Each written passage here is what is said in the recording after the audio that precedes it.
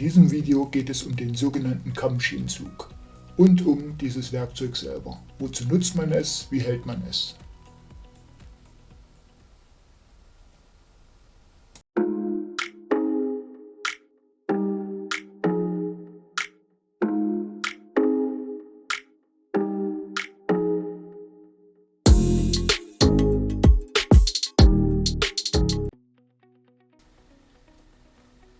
So, heute also die Kammschiene. Das ist dieses Holzwerkzeug, das gerade. Ich habe bereits ein Gefäß gedreht, also der Knöchelzug ist gemacht und jetzt benutzt man Schienen. Zuerst sticht man unten mit der Ecke überschüssigen Ton weg. Von oben nach unten Schiene gut festhalten.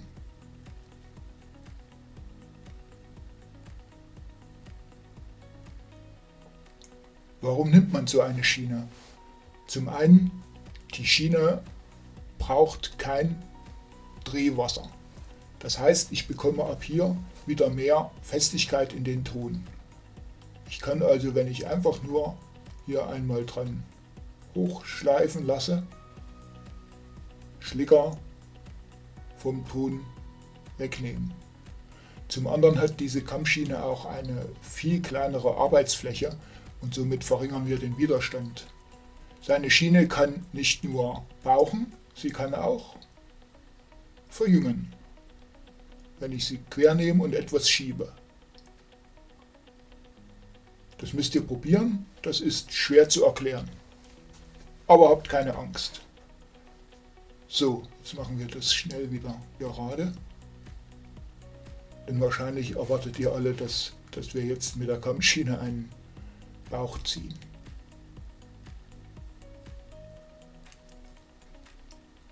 Unten ansetzen, die Schiene schräg nehmen und dann einfach mit dem Finger gegen die Kante der Schiene drücken.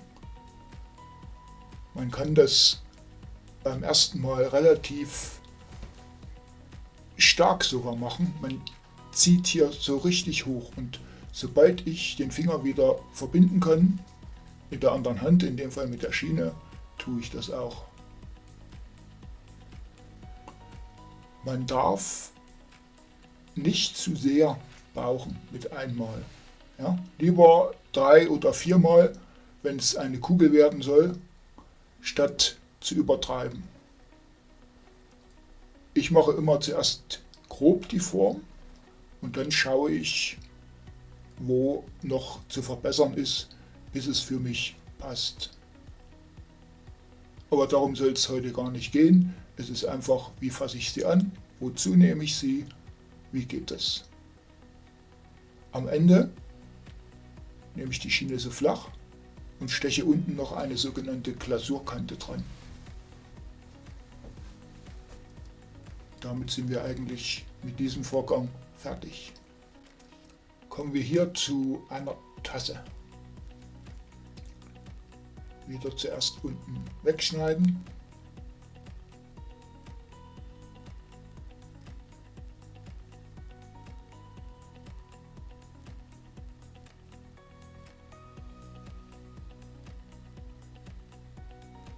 Beim ersten Mal kann man unten auch hier diesen Fuß gleich mit dran drehen oder der Fuß ist zu groß, dann kann man sogar noch etwas hineinschieben. Und jetzt ziemlich vorsichtig. Seht ihr, wie der Ton flattert? Er ist extrem dünn, glaubt mir das. Mit den Fingern könnte ich jetzt hier überhaupt nichts machen.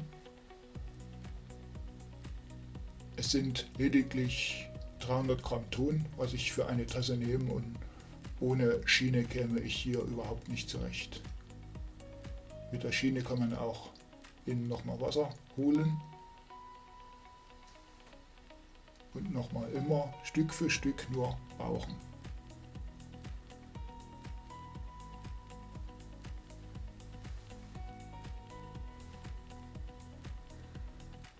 Oben die Schiene quer nehmen, um den Trinkrand zu machen oder einen Umschwung, was auch immer. Und zum Schluss gebe ich der Form unten mehr Biegung, damit sich das Gefäß nicht setzt, macht man das erst am Ende. Und so nach und nach ergibt sich die gewünschte Form. Abstechen wieder als Glasurkante und wir sind durch.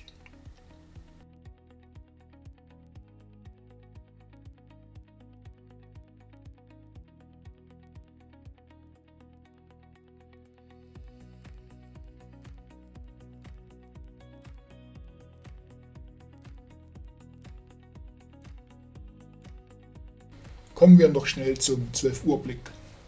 In dem Fall ist mir der Boden etwas zu groß und ich schiebe jetzt erstmal unten mit der Ecke der Kammschiene etwas zusammen und beginne dann meinen Kammschienenzug. Nur eine leichte Wölbung, der Finger ist nah an der Schiene, eher etwas dahinter, also in Drehrichtung. Sage ich mal hier ist so der Finger drin. Und ich kann, wenn es etwas hängt oder so, auch ein wenig in Drehrichtung noch gehen. Wichtig ist, dass ihr die Schiene nicht immer steril gerade haltet, sondern je nachdem, für was ihr sie braucht. Schaut hier, für den Trinkrand nehme ich sie halt dann zur Seite. Es ist ein Werkzeug, was euch hilft, die Reibung zu reduzieren und die Feuchtigkeit am Gefäß. Mehr auch nicht. Lieber in vielen Durchgängen bauchen, als alles mit einmal versuchen.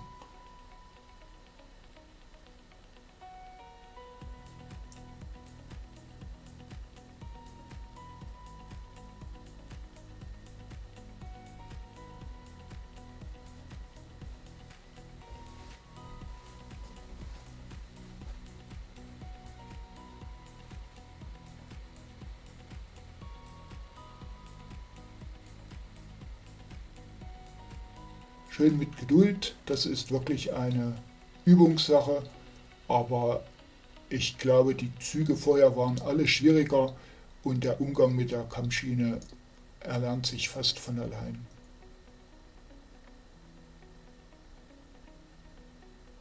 Glasurkante stechen, nochmal den Trinkrand korrigieren.